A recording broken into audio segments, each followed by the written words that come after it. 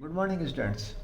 आज का जो हमारा टॉपिक है वो हमारे किसी किताब के टॉपिक को लेकर नहीं है, बल्कि इस टॉपिक को लेकर है कि हमारा सिलेबस क्या है, हमको कौन कौन से टॉपिक को कितना कितना समय देना है और कौन सा चैप्टर कितने नंबर का है, ताकि हमें ये पता रहे कि किस चैप्टर को हम कितना ज़्यादा पढ़ें, उसमें कितना ज़्यादा रिवीजन करें, ताकि हमारे को बाद में हेल्प मिले। तो माध्यमिक शिक्षा बोर्ड राजस्थान ने कक्षा 10 सभी विषयों का पाठ्यक्रम निकाल दिया है, लेकिन अभी हम गणित की बात करेंगे केवल। अगर आपको और किसी सब्जेक्ट के बारे में हो तो आप कमेंट बॉक्स में मेरे को लिख के बता दीजिए कि सर इसके बारे में और बता दीजिए, तो मैं उसके बारे में और बता दूंगा। चलिए बिना समय गवाए हम शुरू करते हैं कि माध्यमिक शिक्षा बोर्ड ने कक्षा 10 का गणित का पाठ्यक्रम क्या डाला है। ठीक है, चलिए देख लेते हैं। हमारे पास जो है ये है विवरणिका पाठ्यक्रम, परीक्षा पाठ्यक्रम तथा अंक विभाजन माध्यमिक शिक्षा बोर्ड परीक्षा 2023 के लिए मान्य है। जनरली क्या होता है, बुक्स बदल जाती हैं या कई बार टॉपिक्स को हटा दिया जाता है, चैप्टर्स को हटा दिया जाता है, तो हर साल का पाठ्यक्रम हमेशा अलग अलग आता है। जैसे पिछले साल कोरोना था और उससे पिछले साल भी कोरोना था, तो उन्होंने सिलेबस को कम किया था। तो पिछले साल कोरोना की वजह से सिलेबस कम किया, तो उस वक्त 2022 के लिए अलग से पाठ्यक्रम निकाला गया था। अभी हम 2023 के लिए पाठ्यक्रम देख लेते हैं क्या क्या बातें हैं इसमें। खास बात देखिए, इसमें सबसे पहली बात तो ये है कि आपको वार्षिक परीक्षा में एक पेपर होगा और जो हमारी किताब है उस किताब में से प्रश्न आएंगे जो गवर्नमेंट ने की है। अब आप देख लीजिए कि अपन सीधा से देख लेते हैं अपने सब्जेक्ट को, माध्यमिक परीक्षा 2023 के लिए परीक्षा योजना। इसमें हम सीधा से गणित को देख लेते हैं। गणित टफ लगती है सबको, तो देख लेते हैं। प्रश्न पत्र होगा वो सैद्धांतिक होगा, मतलब कोई प्रैक्टिकल पेपर नहीं होगा। कितने समय का होगा, वो होगा 3 घंटे और 15 मिनट का। सैद्धांतिक परीक्षा 80 मिनट की होगी, 80 नंबर की होगी। ये 80 नंबर की क्या होगी, ये हमारी होगी वार्षिक परीक्षा। ठीक है, और तो फिर टोटल पेपर तो 100 नंबर का होता है, तो बाकी के 20 नंबर आपके विद्यालय से आपके व्यवहार, उपस्थिति, प्रोजेक्ट और आपकी अर्धवार्षिक first test, second test, third test, इनमें जो आपके नंबर आए हैं उनके हिसाब से डिसाइड होंगे। तो वो कैसे डिसाइड होंगे वो भी हम बता देते हैं। देखिए, स्थानीय परीक्षा के नंबर होते हैं आपके 10% होगा, मतलब फर्स्ट टेस्ट 10 नंबर का, सेकंड टेस्ट 10 नंबर का, थर्ड टेस्ट 10 नंबर का, 70 नंबर की होगी आपकी हाफ ईयरली अर्धवार्षिक। तो टोटल हो गया आपके 100 नंबर। उन 100 नंबर का 10% निकाला जाएगा। ठीक है, जैसे आपके 100 में से आ गए 80 नंबर तो आपके 8 नंबर जाएंगे। 100 में से आ गए आपके 90 नंबर तो 9 नंबर जाएंगे। 100 में से आ गया आपके आगे 95 नंबर तो आपके 10 नंबर जाएंगे।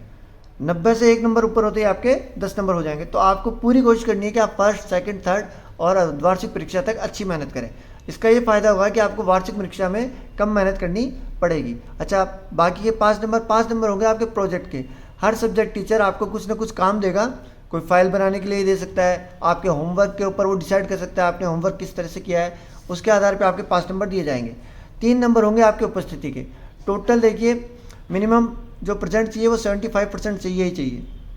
उससे कम होती है तो फिर आपको आपने एप्लीकेशन वगैरह देनी पड़ती है, उसके बाद आपको एग्ज़ाम में बैठने दिया जाता है। तो आपको आप NSO न हो और आपकी अटेंडेंस पूरी रहे, इसके लिए आप रेगुलर स्कूल आइए और उसके नंबर होंगे अपने 3। ठीक है, और आपका व्यवहार ये टीचर के ऊपर डिपेंड करता है, ये 2 नंबर का है। तो इस तरीके से टोटल 20 नंबर का आपका सत्रांक बनता है और 80 नंबर की हमारी वार्षिक परीक्षा। तो टोटल हो गया हमारा 100 नंबर। आपका जो रिजल्ट आएगा वो 100 नंबर में से आएगा। आपको उत्तीर्णांक चाहिए 33 नंबर। ठीक है, चलिए अब हम देखते हैं कि गणित में कौन कौन से चैप्टर को, कौन कौन से अध्याय को कितना कितना वेटेज दिया गया है। अगर आपको और किसी सब्जेक्ट का भी पूछना हो तो आप कमेंट बॉक्स में लिख सकते हैं। चैनल को आप लाइक कर सकते हैं अगर आपको इन्फॉर्मेशंस अच्छी लग रही है। चलिए, माध्यमिक शिक्षा बोर्ड राजस्थान अजमेर परीक्षा 2023 पाठ्यक्रम क्या है, गणित का। प्रश्न पत्र एक पत्र होगा, समय 3.25 घंटे। प्रश्न पत्र के लिए अंक 80 और सत्रांक 20, ये हमने विभाजन देख लिया है। पूर्णांक 100। अब हम ये 80 नंबर का विभाजन देखने वाले हैं। सत्रांक का विभाजन हमने देख लिया है कि सत्रांक 20 नंबर के कैसे कैसे हो रहे हैं। अब हम ये देखने वाले हैं कि प्रश्न पत्र का विभाजन कैसे होगा। तो देखिए, वास्तविक संख्या है जो हमारी पहली यूनिट है वो है 4 नंबर की। दूसरी यूनिट देखिए, चैप्टर हमारे पास है टोटल 15। उन 15 चैप्टर्स को 7 यूनिट्स में बांटा गया है टॉपिक वाइज, कि भैया बीज गणित का जो टॉपिक होता है वो उसके लिए कौन कौन से चैप्टर हैं, जैसे दूसरा, तीसरा, चौथा और 5वां, ये बीज गणित के टॉपिक हैं। तो ये चारों चैप्टर मिला के उन्होंने एक इकाई बनाई है बीज गणित, और ये 18 नंबर की है। तो अभी आप केवल इकाइयाँ देख लीजिए, पार्ट के हिसाब से अंक विभाजन आगे देखते हैं। तो वास्तविक संख्याएं 4 नंबर की हैं। यूनिट नंबर 2 बीजगणित 18 नंबर की है। यूनिट नंबर 3 ज्यामिति 15 नंबर की है। निर्देशांक ज्यामिति 6 नंबर की है। त्रिकोणमिति 12 नंबर की है, क्षेत्रमिति 10 नंबर की है और सांख्यिकी एवं प्रायिकता 15 नंबर की। टोटल हो गए हमारे 80 नंबर। अब हम इकाई देख लेते हैं। इकाई 1 मतलब वास्तविक संख्या, ये है 4 नंबर की। बहुपद 3 नंबर का है। आपके दो चर वाले रैखिक समीकरण युग्म 6 नंबर के हैं। द्विघात समीकरण 4 नंबर का है। आप अपनी किताब खोल लीजिए, उसमें चैप्टर के आगे ये नंबर आप लिखते रहिए। समांतर श्रेणी आपकी 5 नंबर की है। त्रिभुज का जो टॉपिक है चैप्टर नंबर 6 वो आपका 4 नंबर का है।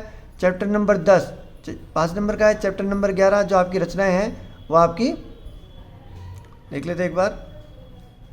चैप्टर नंबर 11 जो आपका है वो 6 नंबर का है, ठीक है। उसके बाद निर्देशांक ज्यामिति 6 नंबर की है। इस निर्देशांक ज्यामिति इकाई में केवल एक ही चैप्टर है, तो ये बड़ा इंपॉर्टेंट है। इसमें 2-3 ही फॉर्मूले, एक दूरी सूत्र है, एक अंतः विभाजन का सूत्र है, बाह्य विभाजन का सूत्र है। तो 3% से आपके 6 नंबर आ सकते हैं। तो आप अपने क्लास टीचर से थोड़ा सा राय लेते रहें, सर जो जिस तरीके से पढ़ा रहे हैं उसके ऊपर ध्यान दें, और कोई दिक्कत हो तो आप वीडियो देख सकते हैं। चलिए, त्रिकोणमिति का परिचय आपका 8 नंबर का है। त्रिकोणमिति के कुछ अनुप्रयोग 4 नंबर के हैं, तो ये भी एक अच्छा सवाल है जो चैप्टर नंबर 8 है, ये अच्छा टॉपिक है आपका। फिर आता है क्षेत्रमिति। क्षेत्रमिति का मतलब आपके हो गया जब अपन सरफेस एरिया, क्षेत्रफल वगैरह ये निकालते हैं वो, तो ये आपके हैं वृत्तों से संबंधित क्षेत्रफल है 4 नंबर का। पृष्ठीय क्षेत्रफल वाला चैप्टर आपके 6 नंबर का। ये चैप्टर नंबर हो गया आपका 13। अब आ गए हैं चैप्टर नंबर 14 और 15 पे। ये दोनों मिला के 15 नंबर के हैं, तो बहुत ही अच्छा टॉपिक है। हम लोग इसको बहुत ज़्यादा टाइम देते हैं और देना भी चाहिए, क्योंकि क्या है कि देखिए जनरली आपके 15 से ऊपर नंबर तो भेज दिए जाएंगे। आपका अगर क्लास में अच्छा आपकी प्रेजेंट है, आपका बिहेवियर अच्छा है, तो आपके ज़्यादा नंबर भी आ सकते हैं। तो आपको जिनको केवल पास होना है उनको केवल नंबर लाने होते हैं 13 नंबर, लमसम 20 नंबर। तो आप कम से कम 40 नंबर की तैयारी करें। जब भी तैयारी करने बैठें तो 40 नंबर का डेस्क वर्क लाएँ या कोई वर्कबुक सॉल्व करें, तो आप ये देख के चले कि भाई मेरे को 40 नंबर का मेरा हो रहा है या नहीं हो रहा, जिनको केवल पास होना है। तो अगर आप 40 नंबर की तैयारी करके जाएंगे तो आप निश्चित रूप से सेकंड डिवीजन तो आराम से पास हो जाएंगे, ठीक है।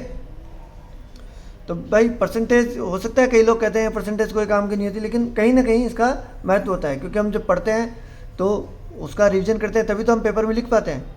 तो चलिए अब देख लेते हैं चैप्टर नंबर 14 और 15। ये 14 नंबर जो है आपका, 14 नंबर जो है 11 नंबर का है, और प्रायिकता वाला चैप्टर जो है वो 4 नंबर का है। इस तरीके से हमारा सिलेबस डिवाइड किया हुआ है। आप चाहें तो किताब के अंदर भी लिख सकते हैं, तो किताब के अंदर आप लिख लीजिए। देखिए चैप्टर में आपको केवल भूमिका पे ध्यान नहीं देना है जब रिवीजन करें जब, और सारांश पे ध्यान नहीं देना, आपको केवल टॉपिक जो अपने सवाल में इसमें टॉपिक डिसाइड किए हुए हैं, मैं अगर आप कहेंगे तो सिलेबस को डिस्क्रिप्शन बॉक्स में इसका लिंक डाल दूंगा ताकि आप इसको आप देख सकें कभी भी। तो ये टॉपिक जो है ना, इन टॉपिक्स पे आपको समय देना है। टॉपिक्स पे जितना ज़्यादा समय देंगे उतना ज़्यादा आपके लिए फ़ायदेमंद रहेगा। अभी तक इन्होंने ब्लूप्रिंट नहीं डाला है। ब्लूप्रिंट का मतलब कि भाई कौन सा चैप्टर में से कौन सा पार्ट कितने नंबर का है। जैसे ये 8 नंबर तो हैं, त्रिकोणमिति का परिचय 8 नंबर का है, लेकिन इसमें बड़ा प्रश्न कितने नंबर का आएगा, छोटा प्रश्न कितने नंबर का आएगा, डायरेक्ट आंसर वाला कितने नंबर का आएगा। तो जब ये ब्लूप्रिंट आ जाएगा तो हम उसके बारे में बात करेंगे। तो आज का हमारा जो ये टॉपिक है यहीं ख़त्म होता है। अगर कोई क्वेरी हो तो आप और पूछ सकते हैं मेरे को कमेंट बॉक्स में डाल के, और अगर किसी टॉपिक पे वीडियो बनाना हो तो उसके लिए भी आप बोल सकते हैं। Okay, thank you. मिलते हैं फिर अगले वीडियो में। चैनल को लाइक करना ना भूलें, चैनल को सब्सक्राइब करते रहें। Thank you very much.